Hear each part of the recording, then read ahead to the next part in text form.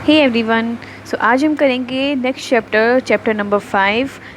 Chapter का नाम है बायोस्फीयर एंड बायोजियोकेमिकल साइकिल। यहाँ पे हम थोड़ी सी डिटेल पढ़ेंगे कि बायोस्फीयर क्या होता है, जो कि हमने पहले पढ़ ली है, लेकिन थोड़ी सी डेफिनेशन पढ़ी थी उसकी, तो आज भी इतनी ही है, ज़्यादा कॉम्प्लिकेटेड नहीं है। लेकिन इसके अंदर अब हम बायोजियोकेमिकल साइकिल पढ़ेंगे, जो कि मोस्ट इम्पोर्टेंट है। टोटल यहाँ पे कुछ 4 या 5 साइकिल्स आते हैं, जो कि काफ़ी इंपॉर्टेंट भी है, और डायरेक्ट क्वेश्चन पेपर में भी डायरेक्ट आते हैं कि ये वाला साइकिल एक्सप्लेन करें, फिर ये वाला साइकिल एक्सप्लेन करें। ओके, तो हम स्टार्ट करते हैं। तो सबसे पहले बायोस्फीयर होता है क्या है। बायोस्फीयर को हम इकोस्फीयर बोलते हैं, या फिर एक जायंट इकोसिस्टम। बायोस्फीयर का एग्जैक्ट मतलब क्या है। बायो मतलब लाइफ, एंड स्फीयर मतलब एक जगह, स्फीयर, ठीक है। तो एक ऐसा स्फीयर जहाँ पे लाइफ एग्जिस्ट करे, वही क्या कहलाता है, बायोस्फीयर कहलाता है। तो इसीलिए हम इसे जायंट इकोसिस्टम भी बोल सकते हैं। जैसे ही आपको बायोस्फीयर नाम आप सुनते हो, तो हम सबके दिमाग में कुछ और स्फीयर के नाम आते हैं, लाइक एटमॉस्फेयर, या फिर 2 और होते हैं, हाइड्रोस्फीयर एंड लिथोस्फीयर। तो इसी केस में हम इसे 3 स्फीयर और पढ़ेंगे इसी से रिलेटेड। 3 स्फीयर्स होते हैं, नाम है उनके लिथोस्फीयर एंड हाइड्रोस्फीयर। हाइड्रोस्फीयर को आपसे नाम से पता चल जाएगा हाइड्रोस्फीयर का मतलब क्या है, एंड एटमॉस्फेयर, एटमॉस्फेयर भी नाम से पता चल जाता है। लिथोस्फीयर मतलब ऐसा स्फीयर जहाँ से हमें सोइल मिले, ठीक है, कोई भी सोइल कंपोनेंट हो, उस जगह पे उस चीज़ को हम क्या बोल देते हैं, उस स्फीयर को हम क्या बोलते हैं, लिथोस्फीयर। मतलब जहाँ भी पूरी धरती पे जहाँ भी सोइल है, वो सारी की सारी क्या कहलाएगी, वो सारी की सारी लिथोस्फीयर कहलाएगा, जहाँ तक हमारी सोइल है अर्थ के अंदर, और जहाँ से स्टार्ट होती है, तो वो सारा एरिया क्या कहलाता है, वो सारा एरिया कहलाता है लिथोस्फीयर का। मतलब जितने भी हम यहाँ पे लिख सकते हैं जितने भी सोइल कंपोनेंट्स हैं, ठीक है, soil components of earth crust में जितने भी सॉइल कंपोनेंट्स हैं, वो सारे क्या कहलाएंगे, लिथोस्फीयर के अंदर आएंगे, of earth crust. And hydrosphere is the जितना भी वाटर कंपोनेंट है, या फिर जितना भी एक्वेटिक कंपोनेंट है ऑन अर्थ, हमारी अर्थ में जितना भी एक्वेटिक कंपोनेंट है, जितना भी वाटर है, जितने वाटर से रिलेटेड जो भी चीज़ें हैं, वो सारी की सारी हाइड्रोस्फीयर के अंदर हमारी आ जाएगी। एंड एटमॉस्फेयर यू नो कि जितनी हमारी सराउंडिंग है, हमारा जो भी गैशियस स्टेट है, हमारी जो भी गैशियस स्फीयर है, जहाँ पे हमारी गैस एग्जिस्ट करती हैं, वो सारा क्या कहलाता है, एटमॉस्फेयर कहलाता है। और यहाँ पे गैस कौन कौन सी हो सकती हैं, CO2 हो सकती है, O2 हो सकती है, एंड नाइट्रोजन हो सकती है, या फिर कुछ डस्ट पार्टिकल, या फिर कुछ वाटर वेपर्स हो सकते हैं। तो वो सारे आते हैं हमारे एटमॉस्फेयर के अंदर। तो लिथोस्फीयर क्या हुआ, जहाँ से हमें सॉइल मिले, हाइड्रोस्फीयर जहाँ से हमें वाटर मिलता है, एंड एटमॉस्फेयर जहाँ से हमें एयर वगैरह या फिर ये गैशियस, ये सब चीज़ें हमें मिलती है, ठीक है। तो ये थे हमारे टोटल 4 तरह के स्फीयर होते हैं, biosphere, lithosphere, hydrosphere and atmosphere. तो अब हम स्टार्ट करेंगे हमारे साइकिल्स। तो साइकिल्स पढ़ने से पहले हमें एक बात पता होनी चाहिए कि यहाँ पे टोटल 2 तरह के साइकिल्स होते हैं, 2 टाइप्स ऑफ साइकिल्स होते हैं। एक होता है गैशियस साइकिल, एंड एक होता है सेडिमेंट्री साइकिल। एक होता है गैशियस साइकिल एंड एक होता है सेडिमेंट्री साइकिल। गैशियस साइकिल हम पढ़ेंगे जितनी भी गैस है, लाइक कार्बन है, कार्बन साइकिल, या फिर हाइड्रोजन है, ऑक्सीजन है, फिर नाइट्रोजन है, ये सब चीज़ें गैशियस साइकिल के अंदर आती हैं। बात करें तो सेडिमेंट्री की, सेडिमेंट्री में लाइक फॉस्फोरस, सल्फर, ये सब चीज़ें सेडिमेंट्री में आती हैं।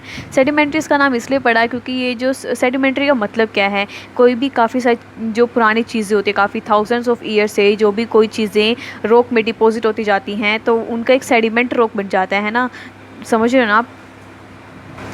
काफ़ी सारे सालों में जितनी भी चीज़ें कोई डेड होती है, तो उन सब के डिपोजिशन से एक रॉक बन जाती है, जिसे बोलते हैं सेडिमेंट्री रॉक। तो उसी से नाम पड़ा है इसका सेडिमेंट्री साइकिल, क्योंकि यहाँ पे जो फॉस्फोरस और सल्फर हैं, ये भी कहीं ना कहीं इन्हीं चीज़ें, मतलब जो सेडिमेंट्री रॉक्स हैं, सल्फर और फॉस्फोरस की मिलती ही हैं, और इसीलिए इसका नाम सेडिमेंट्री साइकिल इसके अंदर रखा गया है। गैशियस साइकिल जो गैसेज है नॉर्मल, एंड सेडिमेंट्री जो हमें रॉक्स वगैरह में भी मिले, ठीक है, तो वो हमने इसको इसमें रख दिया, ठीक है। तो हमने 2 तरह के साइकिल्स पढ़े यहाँ पे, गैशियस साइकिल और सेडिमेंट्री साइकिल। अब यहाँ पे 2 चीज़ें और आती हैं, 1-2 इम्पोर्टेंट से, क्लोज्ड एंड ओपन सिस्टम। ये छोटे से 2 टॉपिक हैं जो कि आपने फिजिकल केमिस्ट्री में पढ़े हुए होंगे, बिल्कुल पढ़े होंगे, या एंड एंड आपने वहाँ पे पढ़ा होगा कि क्लोज सिस्टम क्या होते हैं, ऐसा सिस्टम जहाँ पे कोई भी एनर्जी का लॉस या गेन ना हो। एंड ओपन सिस्टम होता है जहाँ पे एनर्जी या फिर मैटर का लॉस या गेन हो, मतलब सिस्टम और सराउंडिंग के बीच में एक्सचेंज हो किसका, मैटर और एनर्जी का, तो वो होता है open system. And close system क्या होता है, जहाँ पे कोई भी मैटर एक्सचेंज ना हो बिटवीन सिस्टम एंड सराउंडिंग। तो आप सोच रहे होंगे कि हम ये यहाँ क्यों पढ़ रहे हैं, तो एक कुछ सिंपल सा टिपिकल क्वेश्चन आता है कि अर्थ हमारी क्लोज सिस्टम है या हमारी अर्थ ओपन सिस्टम है। अब मैं ऐसे नॉर्मल आप सबसे पूछूंगी तो आपको यही लगेगा कि जो हमारी अर्थ है वो एक ओपन सिस्टम है, क्योंकि वो ओपन है बिल्कुल, एंड वहाँ से सब कुछ ट्रांसफ़र होता है। लेकिन ये बात गलत है। जितना भी ट्रांसफ़र होता है, जितनी भी रेनिंग होती है या फिर कुछ और होता है, जितनी भी हवाएं चलती है, धूल मिट्टी या फिर तूफ़ान वगैरह आते हैं, तो वो कोई सराउंडिंग से नहीं आता, वो कोई हमारे यूनिवर्स से नहीं आता है, वो हमारे अर्थ के अंदर ही सब कुछ इसका सिस्टम चलता है, बजाय कि एक सनलाइट की एनर्जी के। ठीक है, तो यहाँ पे अगर एक बार जो एनर्जी आ जाती है अर्थ के अंदर, तो वहीं पे उसका आपस में इंटर कन्वर्टेबल चलता है। मतलब यहाँ पे अर्थ के अंदर मैटर एंड एनर्जी जो है आपस में इंटर कन्वर्टेबल होती रहती है। क्या होती है ये, इंटर कन्वर्टेबल होती है। इसीलिए हमारी जो अर्थ है वो एक क्लोज सिस्टम कहलाती है। हमारी जो अर्थ है वो एक क्लोज सिस्टम कहलाती है, क्योंकि यहाँ पे किसी भी चीज़ का, किसी भी मैटर का लॉस या गेन नहीं होता विद सराउंडिंग। ये बात हमें याद रखनी है कि हमारी अर्थ क्या है, एक क्लोज सिस्टम है, क्योंकि यहाँ पे मैटर और एनर्जी का लॉस नहीं होता है एंड ना ही गेन होता है मैटर का, एंड सिर्फ मैटर और एनर्जी आपस में इंटर कन्वर्ट होती रहती है अर्थ के अंदर ही। ठीक है गाइस, यहाँ पे दो टर्म और आती हैं, so called perfect cycle and imperfect cycle. Perfect cycle होता है जहाँ पे जो न्यूट्रिएंट्स हैं हमारे वो सारे के सारे सर्कुलेशन में ही रहें, यानी कोई लॉस ना हो। लेकिन इम्परफेक्ट साइकिल होता है जब वो उनका साइकिल चलेगा तो वहाँ पे कहीं ना कहीं लॉस ज़रूर होगा, क्योंकि वो किसी न किसी कंपाउंड की फॉर्म में प्रेजेंट होंगे, और अगर किसी कंपाउंड की फॉर्म में वो प्रेजेंट हुए कोई भी न्यूट्रिएंट, तो वहाँ पे उस चीज़ का लॉस होना ज़रूर बहुत ज़्यादा हो जाता है, काफ़ी पॉसिबिलिटी होती है उस चीज़ के लॉस होने की। तो इसलिए दो तरह के साइकिल दिए गए थे, perfect cycle and imperfect cycle. Perfect cycle में हमारे आते हैं गैशियस साइकिल, एंड इम्परफेक्ट में हमारे सल्फ़र साइकिल भी आ जाता है, क्योंकि यहाँ पे जो सल्फ़र है वो आयरन के साथ एक कंपाउंड फॉर्म में प्रेजेंट होता है, जिस वजह से वहाँ पर उसका लॉस हो ही जाता है। ठीक है, सो गाइस, अब हम करते हैं हमारा कार्बन साइकिल, सल्फर साइकिल। ठीक है, एंड ये काफ़ी इजी भी है। देखो हम इसे कैसे पढ़ेंगे। सबसे पहले क्या होता है, प्रोड्यूसर। प्रोड्यूसर जो है, प्रोड्यूसर मतलब प्लांट्स या फिर हर्बीवोर्स कुछ भी। तो जो प्रोड्यूसर्स हैं उसको कौन खाएगा, उनको खाएगा कंज्यूमर। ठीक है, बिल्कुल खाएंगे। कंज्यूमर कौन खाएगा, कंज्यूमर कैसे ख़त्म हो जाएंगे, बाय डिकम्पोजर। अब जो डिकम्पोजर है, जब डिकम्पोजर की डिकम्पोजिशन होएगी तब वहाँ से CO2 एनवायरनमेंट में जाएगी।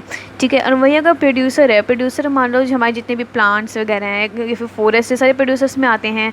और जैसे पता है आपको, फॉरेस्ट में आग लग जाती है या फिर कहीं भी प्लांट्स वगैरह में अगर हम आग लगाते हैं, कंबशन हो जाए या फिर उनका, तो वहाँ से CO2 एनवायरनमेंट में रिलीज़ हो जाएगी। ओके, एंड वहीं जो प्रोड्यूसर है, कंज्यूमर है या फिर डिकम्पोजर हैं, वो रेस्पिरेशन तो करे ही करेंगे। रेस्पिरेशन करेंगे तो CO2 एनवायरनमेंट में जाएगी।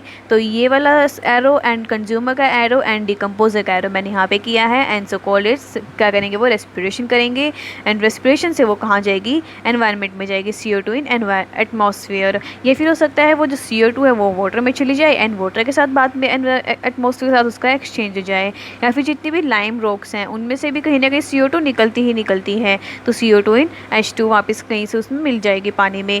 वही बात हमारी पीट कोयल या फिर रॉक की। तो यहाँ पे क्या होता है, जितने भी डिकम्पोजर हैं, कुछ डिकम्पोजर का डिकम्पोजिशन हो जाएगा, लेकिन कुछ ऐसे डिकम्पोजर हो सकते हैं जो कि सॉइल के अंदर ख़त्म होने लग जाए, सॉइल के अंदर मिक्स होने लग जाएँ, जैसे कि उनकी रॉक फॉर्मेशन हो जाए, क्या पता थाउजेंड्स ऑफ ईयर्स तक, जैसे कि फ्यूल बनता फॉसिल बन जाते हैं ना, उस तरह के यहाँ पे कुछ ना कुछ फॉर्मेशन हो जाए, पीट कोयला या फिर रॉक में कन्वर्ट हो जाए, उनका सेडिमेंट हो जाए। ठीक है, तो डिकम्पोजर्स का, तो यहाँ पे वो हो जाएगी रॉक्स वगैरह, कोयला जो भी बनेगा। एंड अगर हम उस कोयल या फिर रॉक की अगर केमिकल कंबशन कराएंगे तब CO2 निकलेगी, या फिर कोयल जो वगैरह पड़ा है, कोयला पड़ा है, फिर रॉक पड़ा है, अगर उसमें कोई ना कोई वोल्केनिक एक्टिविटी हो जाए धरती पे, या फिर अचानक से कोई कंबशन हो जाए, तो वहाँ से CO2 हमारी एटमॉस्फेयर में रिलीज हो जाएगी। एंड वहीं देखा जाए तो प्रोड्यूसर भी कहीं ना कहीं कोयल या फिर रॉक या पीट में एक्सचेंज हो सकते हैं। ठीक है, इसलिए अभी हम एरो दोबारा से बना देते हैं। ठीक है, तो ये था हमारा एक छोटा सा कार्बन साइकिल। बहुत ईजी है कि प्रोड्यूसर कंज्यूमर खा रहा है, कंज्यूमर डिकम्पोजर खा रहा है, तो उसका डिकम्पोजिशन होगा तो CO2 एनवायरनमेंट में, एंड ये तीनों रेस्पिरेशन कोज करते हैं, जिस वजह से CO2 फिर से एनवायरनमेंट में। एंड वहीं अगर डिकम्पोजर या प्रोड्यूसर काम कोयला फॉर्मेशन, कोयला हो गया फिर वो रॉक में मिल गए, तो कहीं ना कहीं उस रॉक को या फिर उस कोयले की अगर केमिकल कंबशन की जाए या फिर कोई ना कोई वोल्केनिक एक्टिविटी हो जाए या फिर उनमें कोई फायर लगा दे, तो वहीं से कहीं ना कहीं CO2 फिर एनवायरनमेंट में आ जाएगी। ठीक है, ये तो एक बिल्कुल छोटा सा साइकिल, बिल्कुल सिंपल सा साइकिल था किसका, कार्बन साइकिल। और यहाँ पे जो हमारा कार्बन साइकिल है वो एक परफेक्ट साइकिल है। क्या है ये एक परफेक्ट साइकिल है। ठीक है। सो गाइज़, हमारा नेक्स्ट साइकिल है ऑक्सीजन साइकिल। ये भी काफ़ी ज़्यादा इंपॉर्टेंट भी है एंड काफ़ी ज़्यादा इजी भी है एज़ कार्बन साइकिल। यहाँ पे देखो मैंने एरो नहीं बनाई है, मैं भी आपको साथ साथ एरो से समझाऊंगी। यहाँ पे सबसे पहले ऑक्सीजन साइकिल में होएगा क्या, मतलब हमें ऑक्सीजन एनवायरनमेंट में वापस चाहिए पूरे साइकिल के दौरान। तो सबसे पहले ऑक्सीजन जो है कौन यूज़ करता है, ऑक्सीजन हम प्लांट्स या एनिमल्स, प्लांट्स नहीं, ऑक्सीजन हम एनिमल्स यूज़ करते हैं, एनिमल्स या ह्यूमन्स यूज़ करते हैं। ठीक है, तो जो ऑक्सीजन है वो सबसे पहले कहाँ यूज़ हुई, वो यूज़ हुई हमारी रेस्पिरेशन में। एंड वहीं अगर हम कंबशन करें, कहीं भी कोई फायर लगाएंगे या फिर कुछ और करेंगे, तो वहाँ पे आपको पता है बिना ऑक्सीजन कुछ भी काम नहीं बनता, बिना ऑक्सीजन कोई भी फायर नहीं लगती है। ठीक है, तो सेकेंडली ऑक्सीजन कहाँ यूज़ हुई, कंबशन में यूज़ हुई। तो फायर में हमेशा ऑक्सीजन यूज़ होती है, बिना ऑक्सीजन फायर भी नहीं जलती, सो कंबशन में यूज़ हुई। ओके, तो जब रेस्पिरेशन हुआ या फिर कंबशन हुआ, तो उस टाइम पे मान लो हमारी बात करते हैं, हम जब रेस्पिरेशन करते हैं तब तब CO2 बाहर निकलती है, CO2 बाहर निकल जाती है।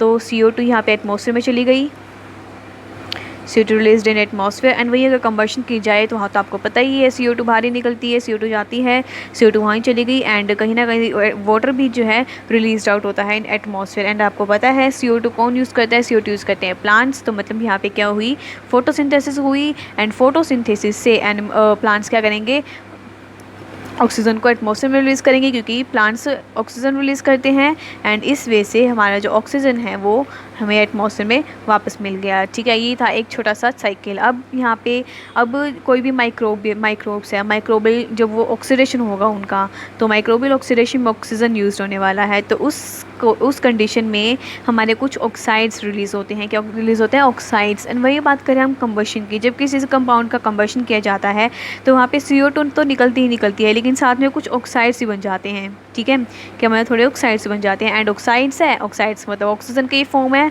तो ये वापस हमें एनवायरनमेंट में मिल जाते हैं। लेकिन कुछ ऑक्साइड्स ऐसे होते हैं जिनका रिडक्शन हो जाता है। क्या हो जाता है, रिडक्शन हो जाता है। रिडक्शन से वहाँ पे कुछ ऑर्गेनिक कंपाउंड बनते हैं, और जो ये ऑर्गेनिक कंपाउंड हैं वो हमारे रेस्पिरेशन या फिर कंबशन में यूज्ड अप हो जाते हैं। ठीक है, तो हल्का से क्या यहाँ पे दिखाना कि जो हमारे कंपाउंड हैं, ऑर्गेनिक कंपाउंड, वो रेस्पिरेशन और कंबशन में भी यूज्ड अप हो जाएंगे। ठीक है, मैंने इसे थोड़ा डार्क कर दिया इस लाइन को। जो ऑर्गेनिक कंपाउंड है वो यहाँ पे हमारे कंबशन और रेस्पिरेशन में यूज्ड अप हो जाते हैं कहीं ना कहीं। ठीक है, तो ये था एक बिल्कुल छोटा सा साइकिल, ऑक्सीजन साइकिल।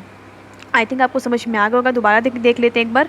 ऑक्सीजन है, ऑक्सीजन यूज़ होती है रेस्पिरेशन में, कंबशन में। इनसे रिलीज़ होती है CO2 और H2O, जो कि हमारी फोटोसिंथेसिस में यूज हो जाती है। एंड वहीं से हमारे ऑक्सीजन वापस एनवायरनमेंट में जाता है, क्योंकि प्लांट्स ऑक्सीजन रिलीज़ करते हैं। एंड ऑक्सीजन यूज़ होते हैं वहीं जब माइक्रोबियल ऑक्सीडेशन होता है तो वहाँ पर ऑक्सीजन यूज होती है, और वहाँ पर कुछ ऑक्साइड्स रिलीज़ होते हैं। वहीं कंबशन में भी कुछ ऑक्साइड्स रिलीज़ होते हैं, तो वो ऑक्साइड्स फॉर्म है किसकी, ऑक्सीजन की ही फॉर्म है, तो वो हमारे सीधा एनवायरनमेंट में कुछ ऑक्साइड्स का रिडक्शन हो जाता है। रिडक्शन से कुछ ऑर्गेनिक कंपाउंड की फॉर्मेशन हो जाती है, एंड ये ऑर्गेनिक कंपाउंड रेस्पिरेशन और कंबशन में यूज्ड अप हो जाते हैं। ओके, सो गाइस, इस वीडियो में अभी हम केवल 2 ही साइकिल पढ़ेंगे, carbon cycle and oxygen cycle. बचे हमारे 3 साइकिल और वो हम नेक्स्ट वीडियो में करेंगे।